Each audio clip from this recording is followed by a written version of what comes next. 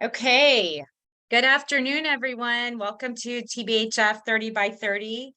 I'm Meredith Walker with the Texas Business Hall of Fame, and we are so excited to be hosting Carlos Alvarez today. He is a 2010 inductee of our organization. He is the chairman and founder of Gambrinus, which is the brewer of Shiner beer. And for those of you who don't know his business story, we will post his bio in the chat bar. But Carlos is involved with so many things: the World Affairs Council, UT System, NPR, you name it. He is the example and picture of what we honor, which is amazing business leader and entrepreneur who has used his success to better his community. So, Carlos, it's always an honor to be with you. Moderating today again is Joseph Cabrera. Joseph, we're thrilled to have you again. The founder of oh my God, why am I drawing a blank on your podcast suddenly? I thought I had your bio memorized. Professionally offensive. Professionally offensive. And Cabrera Toro, which does leadership development, team building through adventure programs. He is a very successful entrepreneur in his own right, and he does a great job moderating these for us. So we're thrilled to have him. And Joseph, I'm going to turn this over to you. If anyone has a question, please be sure to raise your hand or send me a note in the chat bar that you would like to ask a question, and I'll relay that to Joseph. One more important note: I want to thank Messick Peacock and Associates out of Dallas, David Peacock and Ann Witherspoon, who are two of our directors, for making this possible today and for sponsoring this. It's a boutique wealth management firm, once again, based in Dallas. So we're thrilled to have their support and involvement in this initiative. Joseph, I'm turning it over to you.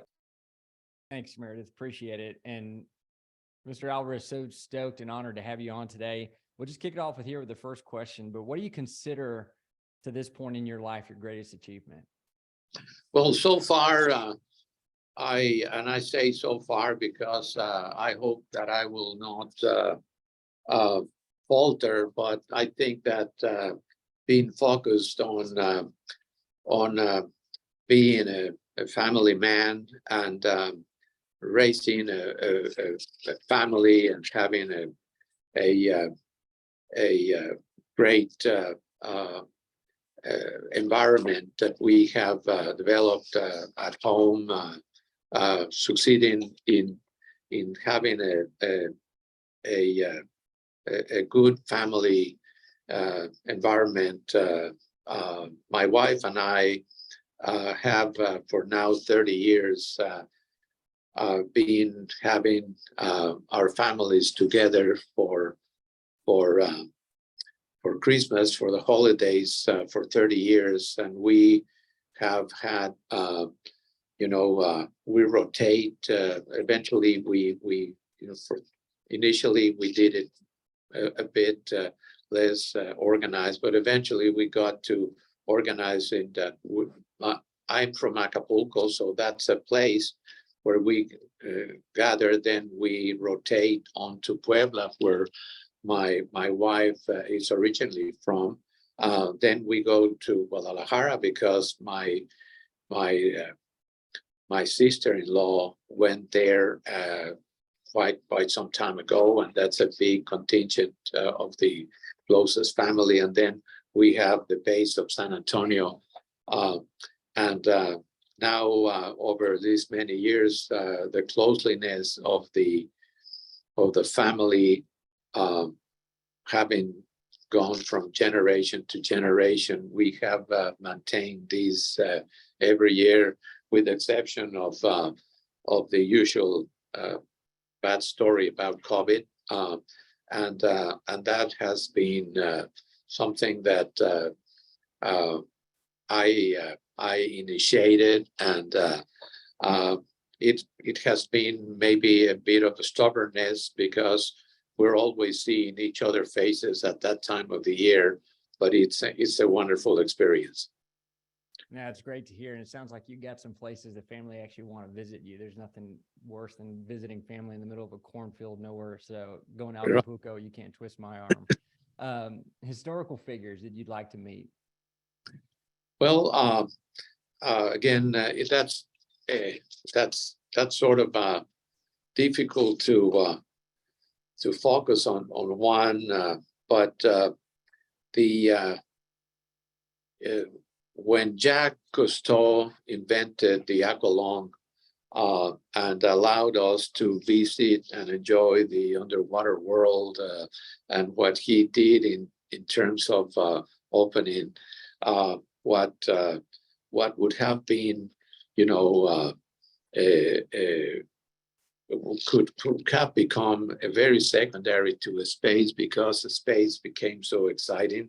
But what he did in documenting the exploration of the seas in oceanography, and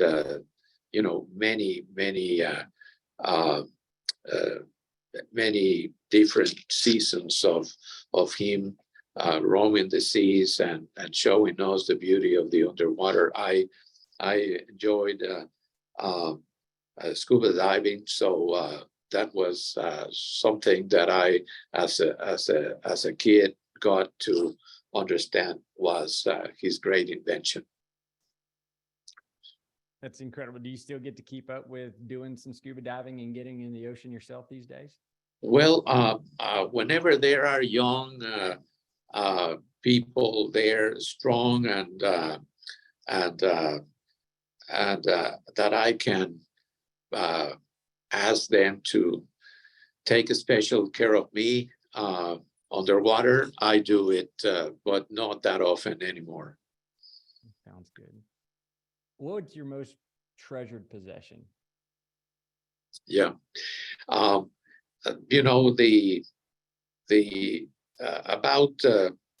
say on the material aspect, I think that it would be hard to pin that down, but if I was to answer with the connection and beyond family and friends, I think that every pet that I have had the pleasure of enjoying from early childhood, from being a baby, and those photos that you see where you don't even understand what's going on, but I can see that as being a very joyful time, and it's not a possession, but it's something that you grow up with and you still enjoy, and then you get to enjoy and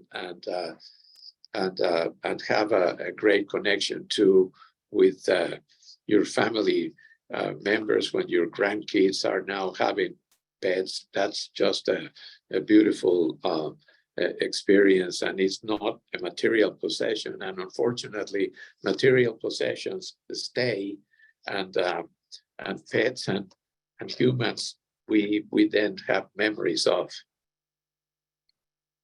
Yeah, it's incredible. They say that we measure especially dog people, we measure our lives, with the lives of the dogs that we have. You can almost think about those specific chapters in our life that come along. So as somebody who's a hardcore dog person, I can appreciate the pets. You're obviously someone who has enjoyed these, and you can remember a lot of things just because of the pet. That's it. Yeah, there's little moments all the time that that'll come up. And so how about a personal model? Is there something you live by, a saying, a slogan, something that just guides you every day? Well,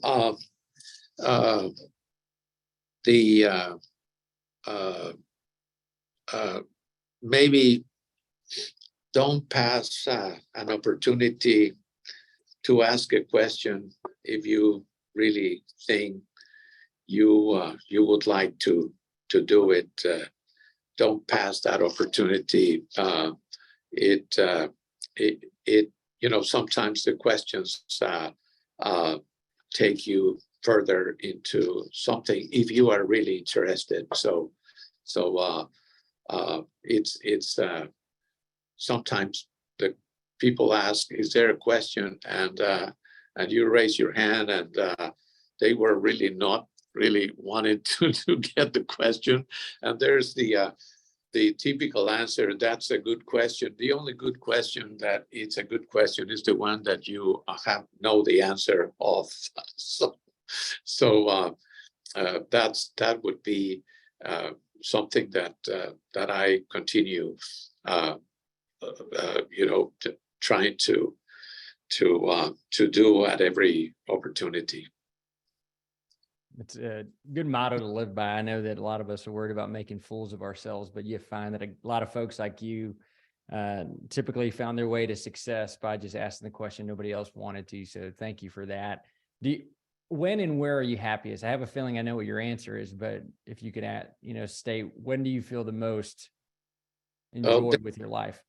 There's a very significant writer in Spain who wrote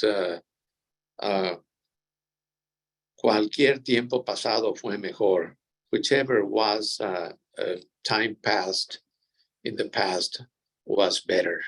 And that's because we give so many breaks to memories. We make every memory somewhat something that I don't remember it that way, but someone says, but you do.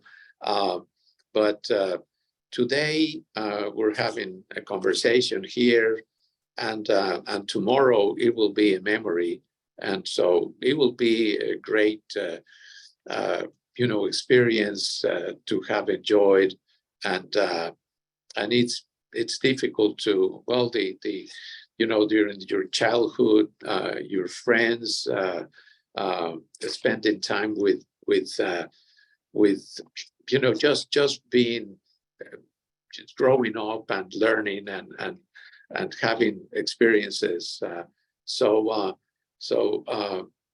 it's difficult to say that when I was growing up, or the memories of I think about my grandmothers, my grandparents, and how much I enjoyed them. So those are beautiful memories, and they are mostly difficult to categorize into one singular one, but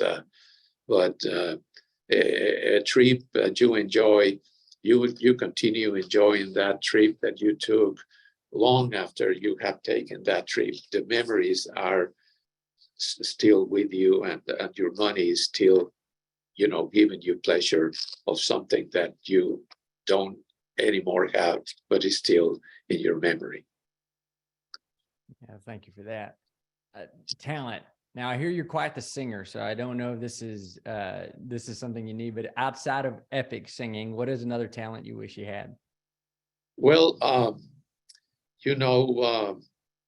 being more structurally organized and dealing more effectively with priorities. Sometime I get into a meeting, or mostly when I call a meeting, they know when it's going to start, but they sometimes cannot keep me from making it a bit longer than it should be. I would like to be more orderly in that talent, and prioritizing and being more effective at scheduling. That's something that I appreciate and admire in people. And no matter how much I promise I will be much more focused, I keep on going in all different directions. Yeah, thank God we got great people around us to help us with those things from time to time. Carlos, as we're closing out, just at least with this portion here, so for any folks looking to have burning questions, just get them ready. But if you could change anything about yourself, maybe outside of being organized or being better organized, what would that be and why? Well, the reason I mentioned the desire to have that talent is precisely the answer to these questions. So I have to stick with with the same topic. And I don't know how organized or not you are, but you must know some people that are disorganized. And if you looked at my desk, you would say this guy is seriously disorganized. My desk is always a mess. And again, sometimes they say that is because you are lazy, and that may be true to some extent. But there's always some times that they say, they give you a break and say they're probably focused on something that is more important.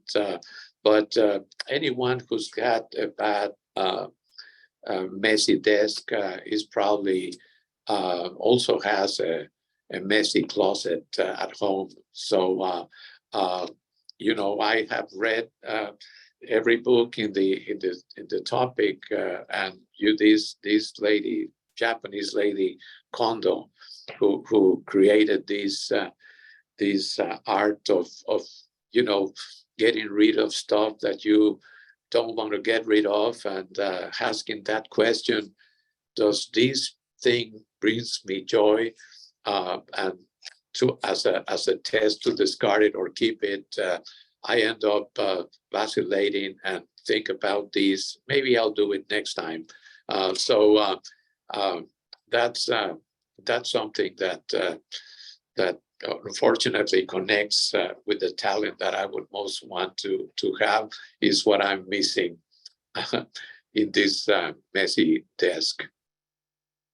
Yeah, no, I think for some of us, Carlos, that's probably an impossible task. I think to go from just moving your junk over here to over there, if you had to do that type of exercise. So yeah, thank you for that. I have some chairs that have rollers around my office, and sometimes I use them as if they were a hospital chair. I put the stuff in there, move it someplace else. Sometimes I forget to bring the chair because I just can't deal with getting that mess from the chair back to the desk. I think we Yeah. call this the price of genius. That's exactly well, right. You got to clear the mind for the real important stuff. You are the ultimate diplomat. Thank you very much. Well, I'm very disorganized, so that's what I tell myself too. Yeah. And I've read that book and it didn't work for me. But it's a fascinating concept. So. Well, Carlos, I think we actually got quite a few questions here. So we're going to kick off with Glenn Decker out of Dallas. Go ahead, Glenn, ask your question. Sure. Well, Mr. Alvarez, thanks for making me feel better about the fact that I barely had just enough room for this screen on my desk. Okay.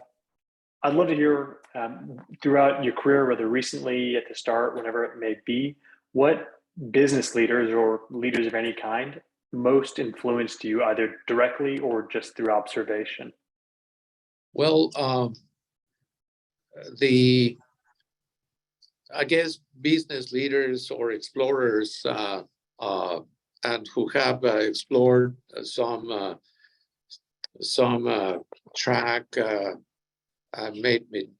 maybe certainly from a business perspective, but I found myself saying, you know, how did Cortez go into Mexico, and how with just a few guys was able to get into that adventure? Well, that's exploration. And I explored Texas, and I found great opportunities here. And so I consider that being curious and wanting to learn and know about from my end, you know, being from Mexico and having been there for most of my life before I came here in my early 30s, learning the U.S. business. I was in beer. I was in charge of exports for Modelo, for the brewery, for Corona, and you know, say I go to I wanted to check pricing, and I would go into a store and check the price of the other Mexican competitors, and then take my notes and visit another and another and another. And I would then in the evening get back to my hotel, and I saw that there were many times that the same price was for the same product in different stores. And I learned that I didn't know the concept of a chain store. I could have visited one and learned all about that pricing for most of the brands, but I was as ignorant or as much of a rookie in the business that tells you that, you know, that did a great deal for my driving around Houston, just moving from store to store. But it was the easy way. However, the more difficult way actually was the one that I got the most benefits from. Sometimes not knowing the rules gives you a better result. Thank you, Mr. Alvarez, for that. I think we have, Meredith, you have a question, go for it.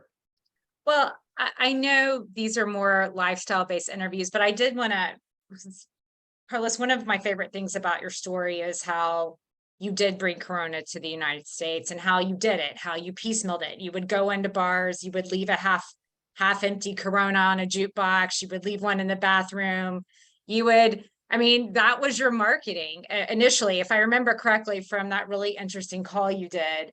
And then you also took, you know, a small craft beer and made it a national brand. And you sort of did it in a similar way, but on a bigger scale. I mean, do you think that approach is still doable in today's times? Do you think you would have, yeah. You resort to those sort of tricks because you're trying to do it with mirrors. But in reality, you know, I guess one of my greatest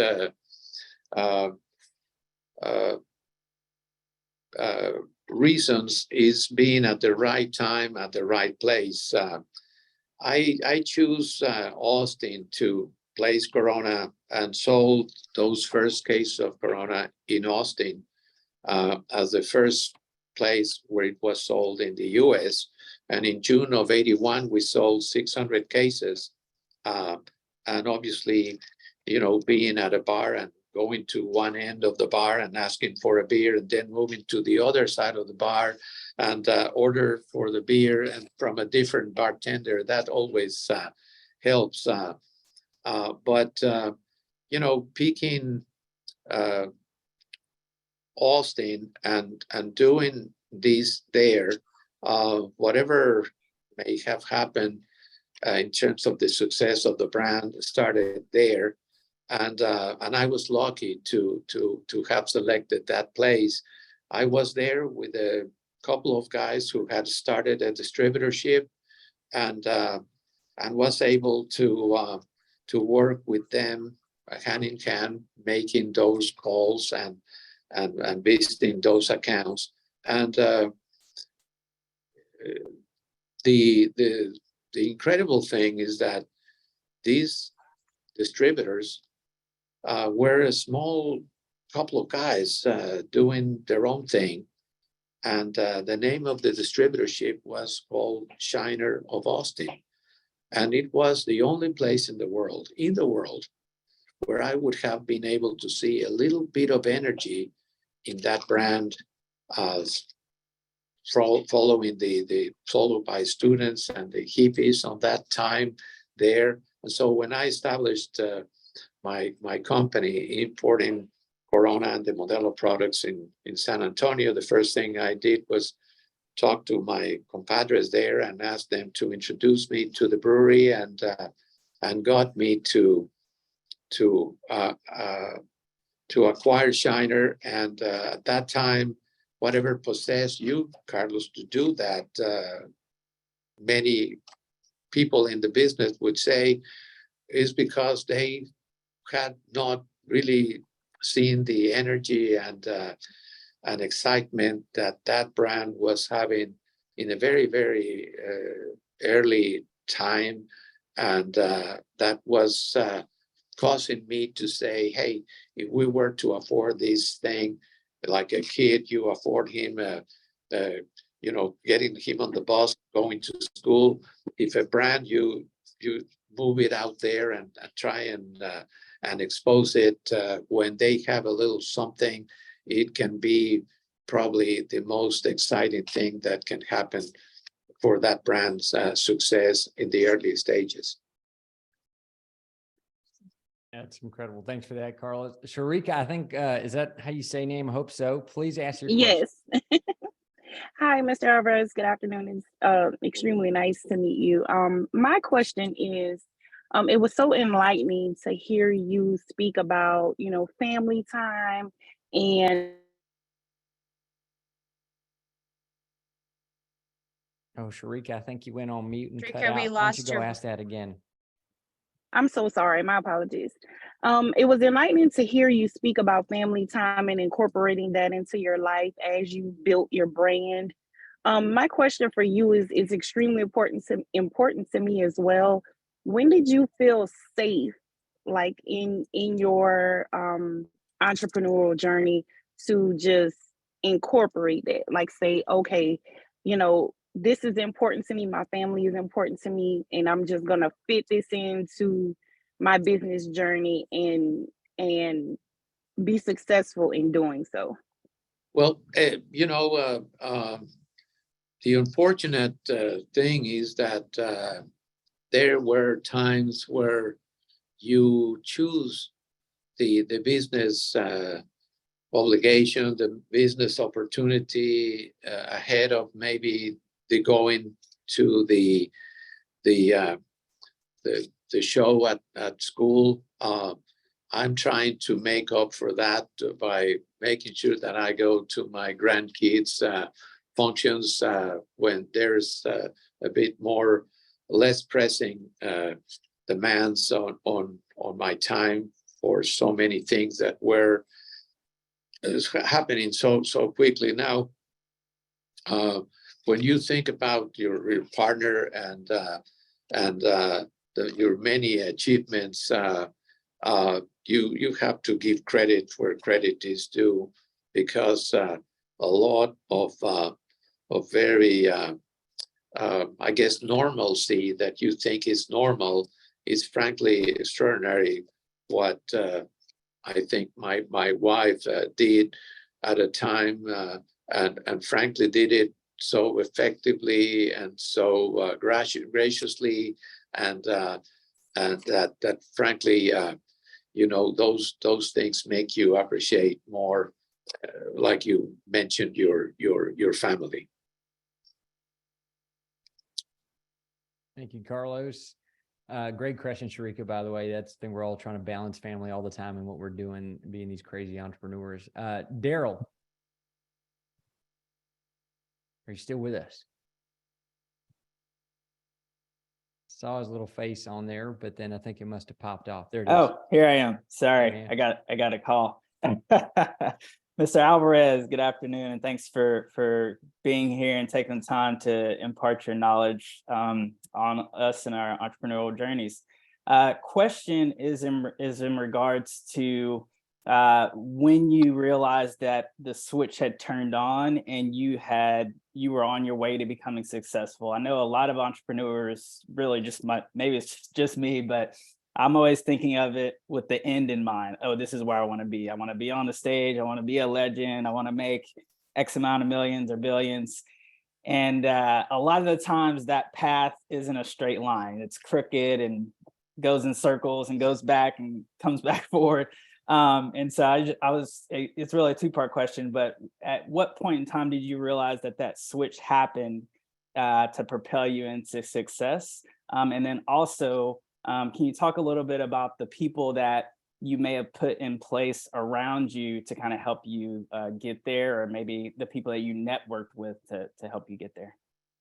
Well, I had mentors. I had people that believed in me. I was over in Mexico. I was at headquarters of the brewery, and I had been working distributorships in Mexico. I was in sales. A guy resigned a position, and his position was export manager. And mainly because of my English capacities, then I was suggested for that position. I took on that job that frankly wasn't all that great then, and I took on something that was very, very, very, very, very small, and I was fortunate again to have explored and see through interactions with customers and with individuals that there was a product that they felt was something that I didn't have, that I was offering. There was this clear long neck bottle of Corona beer that this guy from a veteran who had a liquor store would say, I go bird hunting over across the border, and I drink that long neck clear bottle, and that's not what you have. And someone would, a bartender, a consumer, a person would mention these, and that's how I somewhat discovered there was something that people actually were excited about that I was not offering, and I lobbied these at headquarters and was able to get them to offer me that opportunity, and started selling. As you know, one of the in selling something that is a consumer branded product, something that is extraordinary is when someone goes to a bar and says, give me what's on tap. That's great. But when they call a brand and they say, give me a Shiner, give me a Corona, you know, that is the best demonstration of something that is being successful. It's really incredible how small that is. But for you who have the brand, says, well, some people are calling it by name. I mean, it's like I'm being asked to dance. That's wonderful. And obviously that's not a signal of a huge success. But Corona is now one of the top 5 US beer brands, and is as Modelo Especial is. You would not have ever had that potential of creating something as successful if you were setting your goals to that level. And fortunately, seeing the small things happen, it's not necessarily, it's accumulation of things and anecdotes. If you're getting off of your car and then you find a cap of a Shiner beer laying down there, you say, hey, this is a sign, you know, someone drank this beer.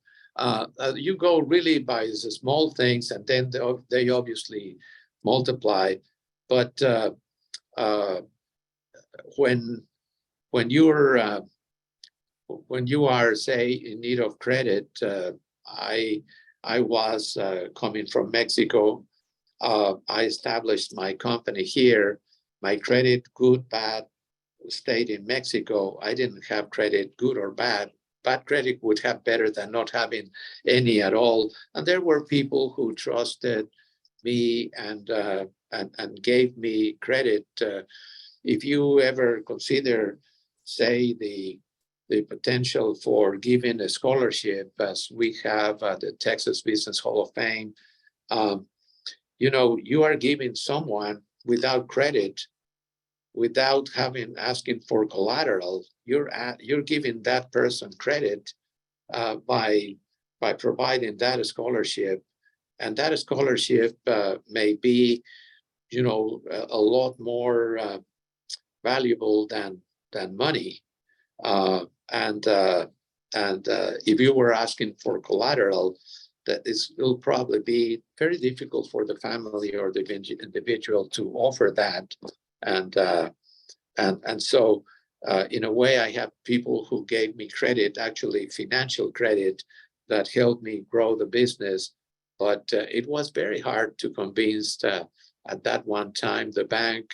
But Mr. Tom Frost over here in San Antonio was very, very usual. He really enjoyed Mexico. He went to Mexico. He did business in Mexico, and he took an interest in me and gave me his help and his trust, and I was able to get credit in the United States when, frankly, it was you need a history of credit to get credit, and I benefited from that. I think that a student that gets a scholarship would be as lucky. Thanks, Carlos. So Thank you. Daryl, you'll know when you start hearing Daryl everywhere you walk, you'll be like, I made it, man. Like, that's how you're going to know. So I'll start doing that next time I see you. So Carlos, we want to be respectful of your time. I don't know if you have time for one more question. There is at least one more burn in here. And if you do have the time. Of course. Thank you. Okay, perfect. Yes, sir. Holt. Yeah. Fire away. Yeah. Thanks for having us, Carlos. My question is, what would you say are the most important aspects of life to focus on, let's say in your 20s? Well, in your 20s, you're fortunate that you are attracted to so many things, and you know relatively so little in terms of actual experiences that you sometimes try things that no one that had actually made a good analysis of would have seeked. And that's one of the greatest benefits of not knowing exactly that much, sometimes not knowing too much, allow you to take a step that may be pretty significant in that success. But certainly, just thinking that because it's your idea, it's going to work. Frankly, it doesn't work that way most of the time, unless, again, you're a rocket scientist that are thinking really outside the box and all the time hitting it. So being somewhat more deliberate and at least having some basic steps to go and cross a river by having, maybe a bit of a rock that you can then jump from the next one and the next one and get to the other end would be helpful. Sometimes the unfortunate situation is that the only thing that you're needing is money, and that's true. If you are really into that entrepreneurial end, it's difficult to convince someone who you when you are so so excited and so confident and comfortable at that at your age in the 20s. So asking for someone to give you some advice, coach you a bit, give you a better sense than just that elevator pitch, and be much more structured, and that would be helpful. And reading is always helps, and there's so much that are not necessarily, I'm not referring to self-help books, but biographies and reading, and between the lines you can find a great deal of information. It's sometimes the reading the newspaper does help, that it keeps you alert, it keeps you interested, it keeps you aware of what's happening there. And it's not necessarily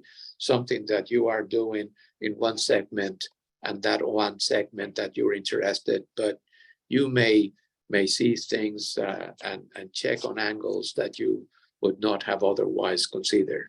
So it's being curious and looking for any source of information that you may either, and hopefully from individuals that you feel can provide some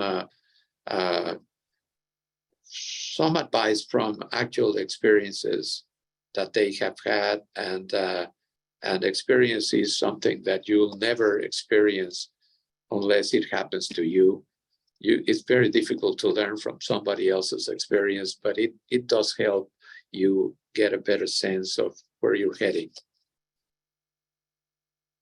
Thank you for that, Holden. Thank you, Carlos. I'll let Meredith close out, but again, it's been an honor being able to moderate today and talk with you. Incredible insights. Thank you. Yes, thank you so much, Mr. Alvarez. And it's interesting your point on the news, because we're about to start our scholarship interviews, which you generously fund one of those in San Antonio. And that's one question that a lot of our directors ask, because we've noticed that, the people we put on our stage every year, like you, they all read multiple papers every day. And they always have. They're intellectually curious people. And that's, a marker for success, is knowing what's going on in the world around you. So very interesting point to close on. So thank you so much for today. This was excellent. I hope everyone will join us next week. We're hosting John Arnold out of Houston. He was inducted last year. He's the founder of Arnold Ventures, Centaurus, a very interesting guy. So we look forward to that. And thank you again for your time, Mr. Alvarez, and Joseph. Thank you for doing such a great job for us today. Thanks to all of you. Thank you. Have a great day. Thank Bye, you. everyone. To everyone. Thank you.